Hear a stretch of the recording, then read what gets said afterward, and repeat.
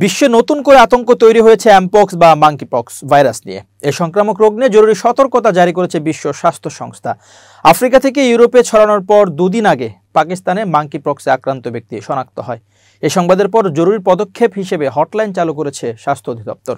এছাড়া রোগের সংক্রমণ নিয়ে বিশেষ সতর্কতা জারি করেছে হযরত শাহজালাল আন্তর্জাতিক বিমানবন্দর কর্তৃপক্ষ। বিমানবন্দরের আগমনী চ্যানেলে সার্বক্ষণিক একটি চিকিৎসক দল নিয়োজিত রয়েছেন বলেও জানানো হয়েছে।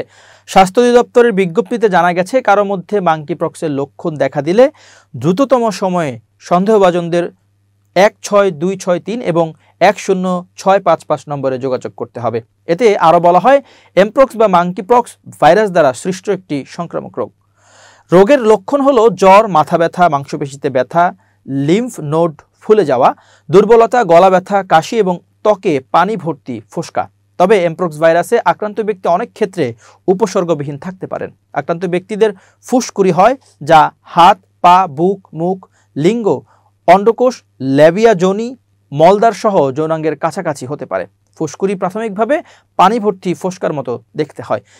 ফোস্কায় ব্যথা ও চুলকানি হয়। এই রোগের লক্ষণগুলো জীবাণু সংক্রমণের সাধারণত 3 থেকে 17 দিনের মধ্যে শুরু হয় এবং সাধারণত 2 থেকে 4 সপ্তাহ স্থায়ী হয়। তবে রোগীর দুর্বল রোগ প্রতিরোধ ক্ষমতা থাকলে তা আরও দীর্ঘস্থায়ী হতে পারে। সংক্রমিত ব্যক্তি সরাসরি যে কোনো ধরনের সংস্পর্শ বা যৌন মিলনের মাধ্যমে, ব্যবহার করা কাপড়, সুই বা অন্যান্য জিনিসপত্রের মাধ্যমে আক্রান্ত প্রাণী শিকার করা, কাটা বা রান্না করার সময় কম তাপমাত্রায় আক্রান্ত প্রাণীর রান্না করা মাংস খেলে, এমনকি আক্রান্ত গর্ভবতী মায়েদের থেকে তাদের অনাগত শিশুদের কাছেও ভাইরাসটি যেতে পারে।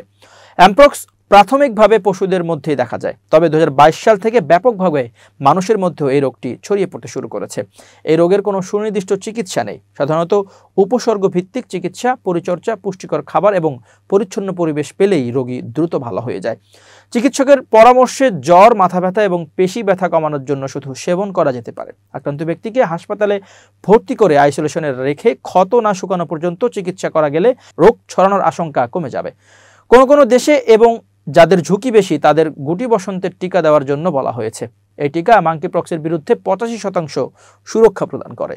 সঠিক চিকিৎসা না হলে দীর্ঘস্থায়ী ক্ষত, বিকৃত দাগ, সেকেন্ডারি ব্যাকটেরিয়াল ইনফেকশন, বঙ্কোপনিউমোনিয়া, শ্বাসকষ্ট, কর্নিয়াল ইনফেকশন, অন্ধত্ব, সেপ্টিসেমিয়া, এনকেফালাইটিস ইত্যাদি হতে পারে।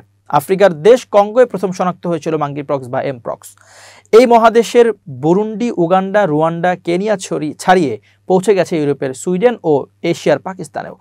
মাঙ্কিপক্স রোগের সংক্রমণ নিয়ে বিশেষ সতর্কতা জারি করেছে হযরত শাহজালাল আন্তর্জাতিক বিমানবন্দর কর্তৃপক্ষ।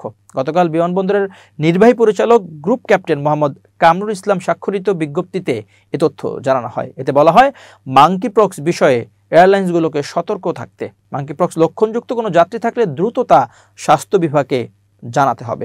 এছাড়া বাংলাদেশে আসার 21 দিনের মধ্যে যাত্রীদের মাঙ্কিপক্সের লক্ষণগুলো দেখা দিলে 10655 নম্বরে কল করার আহ্বান করা হয়েছে।